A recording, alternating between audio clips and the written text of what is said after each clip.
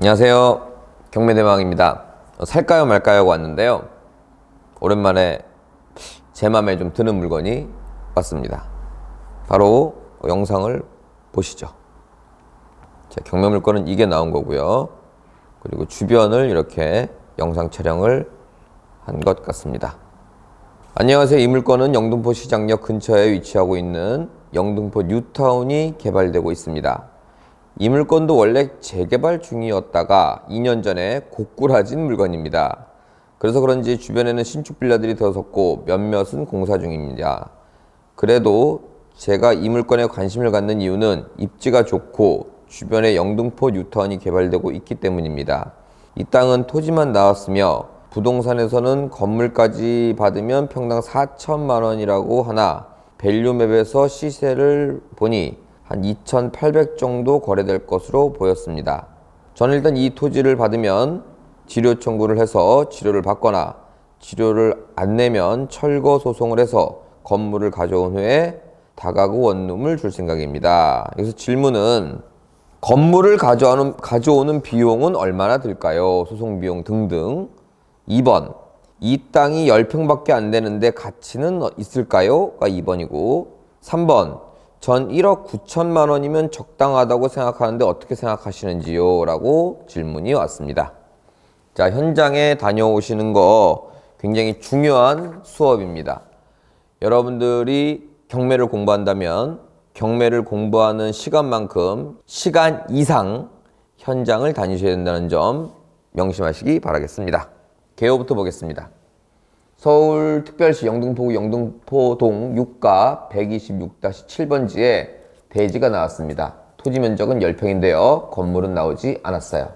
감정가는 1억 8,800만 원에서 1등이 4억이나 써가지고 낙찰을 받았다가 대금 지급기한에 대금을 못 냈습니다. 미납했습니다. 왜 미납했을까요? 너무 많이 썼다고 생각했을까요? 아니면 특수물건이라, 건물이 나오지 않은 특수물건이라 대출이 안 나와서 자금 사정에 의해서 미납했을까요? 확실한 건 모르겠으나 그 둘 중 하나가 되지 않을까라는 생각이 듭니다. 미납을 했으면 바로 확인을 해봐야 된다는 거를 기억하십니까? 미납 사건에 있어서는 바로 보증금부터 확인하셔야 된다는 점 명심하시기 바랍니다. 보증금은 20%입니다. 미납 사건에 있어서 보증금이 달라질 수 있다는 점 항상 생각하시기 바랍니다. 경매를 좀 해본 사람도 깜빡하고 10%를 넣는 것들을 제가 많이 봤습니다. 한마디로 영등포동에 대지가 10평이 나왔는데 그 위에 있는 건물은 나오지 않았다. 대지에만 건물을 빌려준 거니까 보시다시피 은행권, 즉 금융권이 아닙니다. 개인이 돈을 빌려준 거고요. 그리고 2017년에 돈을 빌려줬어요. 자, 법정지상권부터 잠깐 언급을 하자면 2001년도에 이종준이라는 분이 소유권을 취득했고요. 토지는 78년도에 취득했습니다. 그리고 아무것도 없고 그냥 2017년도에 근저당이 설정되었기 때문에 근저당 설정 당시 건물이 있었다는 거예요? 없었다는 거예요? 근저당은 2017년, 건물은 2001년입니다. 있었다는 거예요? 없었다는 거예요? 건물이 있었다는 거죠. 따라서 법정지상권은 성립을 하겠네요. 하지만 법정지상권 성립이 되냐 안 되냐를 가지고 투자를 해야 된다 안 해야 된다에 중점을 두시면 안 된다고 제가 누누이 말씀을 드렸습니다. 사실 이건 2001년도 건물도 아니에요. 저때 소유권 보존을 한 거지 더 오래된 건물로 보여집니다. 자, 그런데 질문이 뭐였냐면 이 건물이라는 건 영상에서 보면 요거를 가져오려면 비용이 얼마나 들까요? 라고 하셨는데요. 토지 주인이 건물을 가져올 수는 없습니다. 따라서 비용 측정을 하는 게 좀 이상하죠. 토지 주인은 건물을 살 수 있는 권리가 있다. 의무가 있다. 이런 거는 없습니다. 자, 따라서 건물을 가져오는 비용이라는 건 제가 산정해 드릴 수는 없겠네요. 하지만 건물을 사올 수 있는 방법은 있느냐? 라는 것도 법적으로 마련되어 있는 건 없습니다. 하지만 그 경매를 꾸준히 한 저로서는 이제 한번 지혜를 발휘해 보도록 할게요. 여기는 건물 가격에 비해 토지의 가격이 훨씬 더 비싼 동네입니다. 이거 건물값 감정해봤자 얼마 나오지도 않을 거예요. 그러면 지료 청구를 하게 되면 토지에 대한 지료 청구다 보니까 엄청난 비싼 비용이 나올 겁니다. 그렇다면 그 지료는 안 내기 마련입니다. 그러면 여러분들은 여기 보시면 이게 토지 등기고 이게 건물 등기죠. 건물 등기에 지료를 받아야 될 금액을 아마도 가압류할 겁니다. 그리고 그 가압류가 계속 돈을 안 갚게 되면 그 가압류를 가지고 경매를 하겠죠. 그러면 이 경매지에 뭐라고 나오냐면 주소는 똑같겠죠. 그리고 물건 종류는 주택이라고 나올 겁니다. 토지는 안 나올 거고요. 건물 면적만 나오겠죠. 자, 이제 제가 무슨 얘기를 하는지 아시겠습니까? 건물을 살 수 있는 방법이 있냐? 그러면 방법은 있습니다. 이렇게 말씀드리지만 100%는 아니고요. 뭐 지료를 낼 수도 있잖아요. 그렇기 때문에 확률이 굉장히 높은 거지 정답이 있는 건 아닙니다. 그런데 건물을 가져오는 비용이라고 제가 여기 질문에 써 있어서 그 비용을 산정할 수는 없으나, 자, 이게 경매가 나왔다고 가정해 보겠습니다. 그러면 땅이 없는 건물, 이거 얼마나 떨어지면 여러분들이 사시겠습니까? 자, 제가 조금 잔머리를 굴려볼까요? 지료 청구를 하면서 지료를 안 내면 건물 철거도 가능하다는 거 아시죠? 건물 철거 소송까지 진행을 하겠습니다. 그러면 건물 철거 소송 중인 건물이거나 아니면 건물 철거 확정 판결 난 건물이 경매에 나왔다고 가정하겠습니다. 그러면 이거 아무도 안 삽니다. 쉬운 말로. 아무도 안 사면 결국은 토지 주인이 헐값에 매입하겠죠. 그래서 그 끝까지 간다고 한다면 그 비용은 제가 보기엔 굉장히 미미할 겁니다.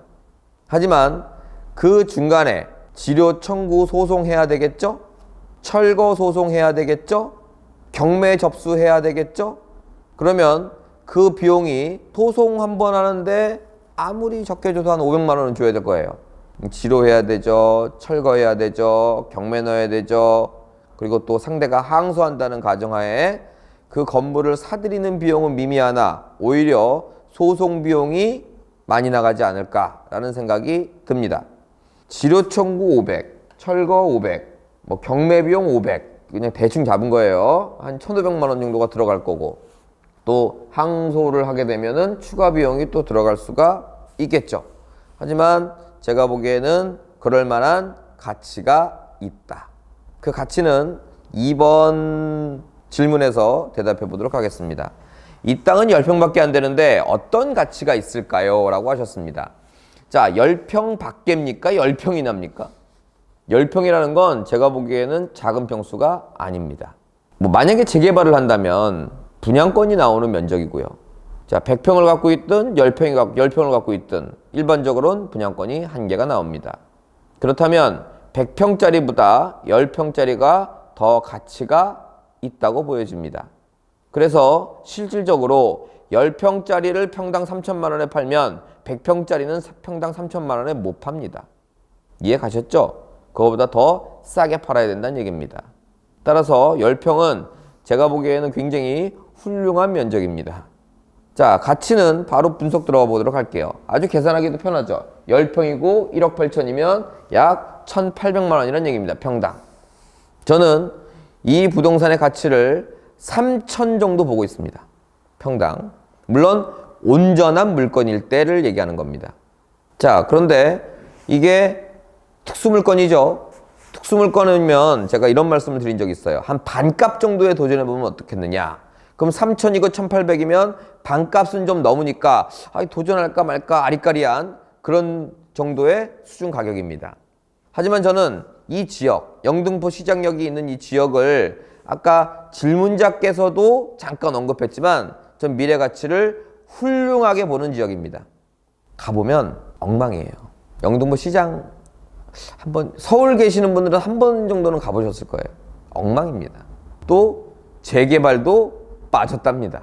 그러면 눈에 보이는 분위기도 엉망이고 투자 가치적 의미로도 그렇게 썩 훌륭해 보이지 않아 보이지만 저는 좀 달리 봅니다. 인근이 개발이 되면 가치 상승 효과가 있고 또 나아가 재개발이 아니더라도 재건축 등의 형태로 여기도 개발이 될 것이라고 확신합니다. 따라서 미래 가치가 일반적이다라고 한다면 저는 반값 정도에 도전을 해라 라는 말씀을 드리지만 미래 가치가 훌륭하다면 조금 더 쓰셔야 된다 라는 말씀을 드리는 바입니다.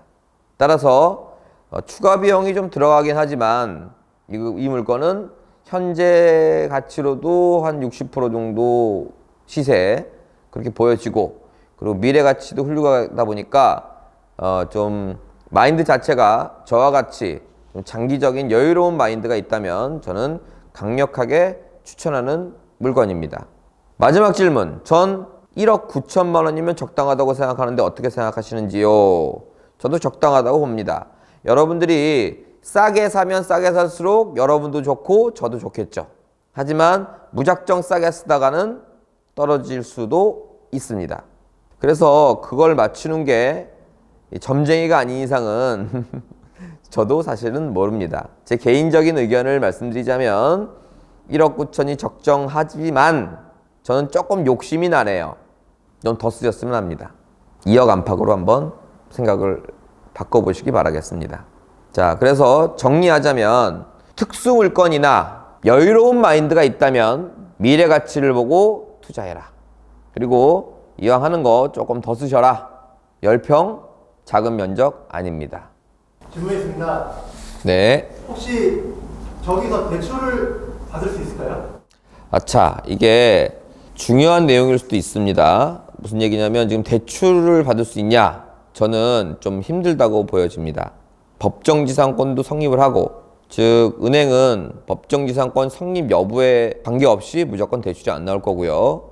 이금융권도 법정지상권이 성립을 하면 아마도 잘 안 해주리라고 보여집니다.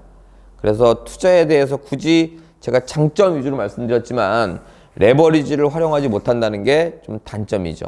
물론 비싼 금리를 주고 쓰겠다라고 하면 대출을 해주는 곳도 있을 것이라고 보여지는데 저는 웬만하면 그냥 현찰을 투자하셨으면 하는 바람입니다. 자, 그게 조금 단점이네요. 그래서 이분도 아마 금융권에서 대출이 안 돼서 개인한테 돈을 빌려 쓴 게 아닐까라는 생각이 듭니다. 자, 추가적인 질문, 나름 단점이랄까요? 그것도 제가 말씀드렸으니까 제 의견은 살까요니까 제 의견을 객관적으로 한번 분석을 하셔가지고 신중한 판단하시기 바라겠습니다. 마치겠습니다.